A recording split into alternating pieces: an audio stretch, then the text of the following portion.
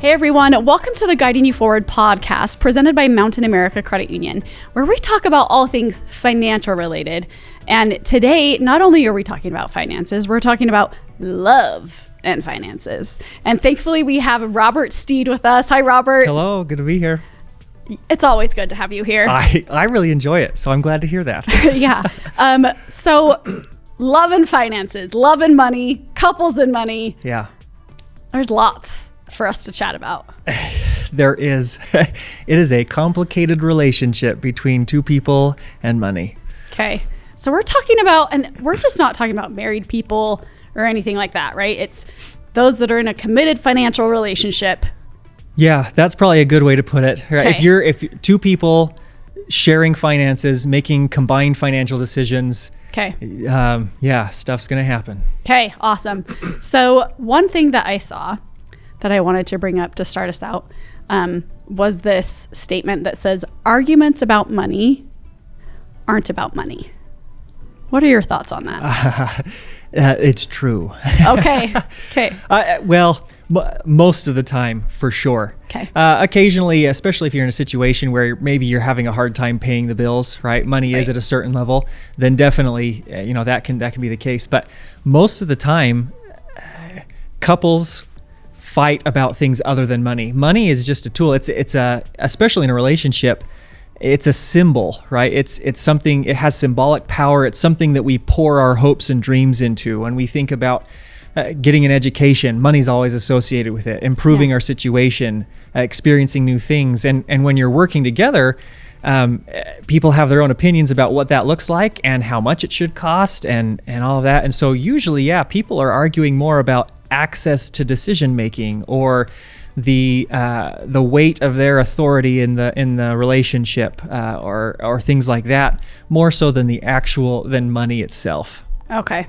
So what do you mean by weight of the authority? Oh, that does sound formal, doesn't it? It does, yeah, because I would like some more weight in my authority. Yeah. So how do I improve that? Well, the difficulty arises, most of the sources of conflict between couples is due to perception. And this is a tricky area. We hear a lot that perception is reality. Yes. Yeah.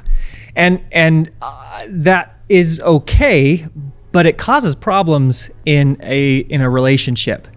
Because what starts to happen is now you're creating a kind of a relative reality, right? Well, my perception and my experience is real. No, mine is the real thing. And now you've got a conflict of realities, right? So which one wins? Mine does. Yeah, yes. I agree in my relationship as well. My wife often wins those. No kidding.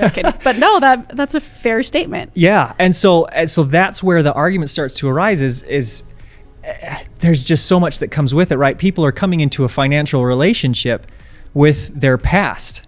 If you came from a poor family, you're going to feel differently about money than if you came from a rich family, and you feel like you've got prospects to be okay, or the way you perceive the future, the way you've experienced the past, all of that comes together, and it can be really tricky too, because somebody might come into a relationship thinking that they're a saver, but connect with somebody who is a super saver, and now relatively speaking, they're the spender. They're perceived as the spender, and they have to deal with a whole new financial identity in this relationship. And so when we're talking about authority within a relationship and making financial decisions, the perception of, do I have the ability to contribute to the decision making? What's my perceived experience? Do I have a say? Do I not? Do I have access to funds? Do I not? Why not? All of those things kind of come into there. So the weight of the authority is that ability to balance and understand, well, my perception is a reality. It's my experience of the situation, but just as valid is my spouse or partner's experience of this reality. And so really it's this process of combining those realities to understand a more objective experience to then be able to move forward together rather than continuing in this perception conflict.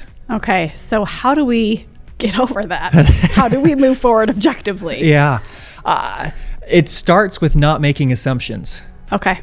An example, I recently had a financial coaching appointment with somebody who works in the financial services industry. Okay. And so naturally, well, as we were talking about some of the difficulties that they were going through, right? Here's somebody who manages a branch in a financial industry. Okay. And they are having money problems. And he felt unsure about how to proceed because, like, well, how is this going to look? I'm a branch manager at a financial institution and I have money problems. Like, I asked him, well, what he was married. And I said, what does your wife say? Oh, I can't talk to her about finances. Okay, why not? Well, we've been married 11 years and we've tried like a few times and it doesn't work out. So we just, just don't have the conversation. Correct. And so I started to ask a little bit more and come to find out that she, at the beginning of the marriage, said, oh, well, you work in finances. She made an assumption and said, well, then you must be the better one at it and you can just handle all of that. And it might have been maybe she felt like, oh, I don't want to try and enter into a conversation with an expert, right? Sure. These underlying assumptions start to lead to all of this. And it led to a lot of resentment, a feeling of resentment. She's not helping me out. Oh. Right. And so now this individual that was in a little bit of trouble because of, and he was assuming that she wouldn't help him out. Right. That, you see what I'm saying here? Yes. Making assumptions creates even more false realities, and you're making decisions based on something that doesn't exist or that you can't validate because you're not willing to act on it. And so that's probably the first thing to eliminating this problem of perception is don't make assumptions. Ask the questions, get the information out there. That's the best way to start that process, and it's going to be hard, right? Money conversations really are a source of conflict because of these things, but that's probably the first step. Okay. The second step is a lot of times when couples talk about their finances, they start at a point of conflict, or they bring their perception into it before listening to another's. Okay. That's why we're talking about money, that's because right. there's an issue, right? And I'll admit, I'm coming from a very a point of experience here. Okay, fair enough. I grew up, and my dad was an accountant, and I came from a good financially stable family, and I felt like I knew what I was doing. My wife came from a family that did struggle with money, 7 kids, some financial hardships that were part of that. And so she came with this. So I came and I listened, but I wasn't really listening. I was giving her a chance to speak before I told her what was best. Fair enough. Right? Fair enough. Yeah. Okay. And so, but coming with the ability to listen and to measure that reality, that's really, really important. Having that communication, and being able to give enough weight to that other individual and allow all of that to just kind of come out. Be transparent in your communication. That's key. So are the authorities weighted equally then, ideally, or? Yes. Okay. Now, people sometimes get a little confused about this when I say yes. That means that they have to make this, they have to be together on every little decision, right? Like bill paying and everything. Not necessarily. There's a difference between decision making and some of the actions that are taken afterwards. Okay. Meaning, having somebody pay the bills is not taking authority away from the decision making process of the other person in the relationship, right? But deciding, for example, if you're in debt, I'm going to pay more here and more here. Deciding on a debt pay down strategy where you're going to take extra money from and put it without involving the other half.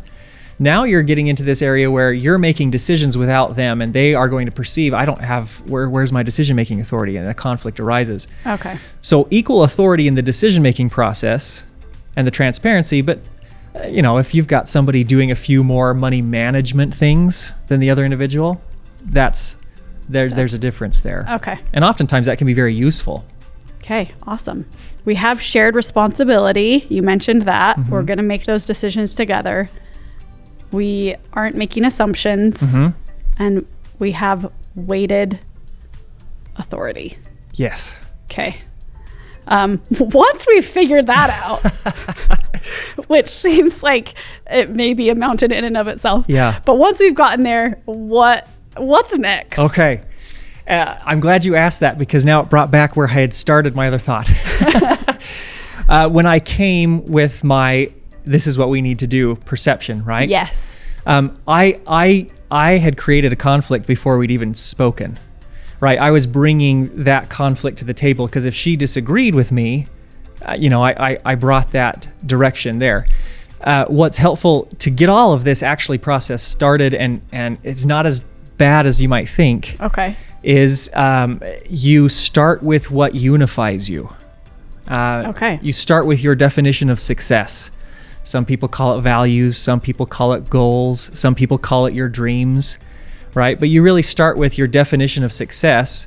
And from there, you can begin to just list everything. Everything that's connected to whatever that definition is. And you can order it, right? As it connects to more dreams, or as your life progresses together, some of those things might change. But if you can come together, not talking about dollars and cents, not talking about here's what we should put where, but talking about where you want to go together, and then the steps that'll get you there, math tends to take care of the rest, right? If we want to get to this experience, and that looks like going to Hawaii, and we want to do that in 5 years, if we could, 10 years for sure, because then our opportunity window is probably gone, then it's simple math that starts to take care of the budgeting process. And you're no longer arguing about money, you're unified in talking about your direction.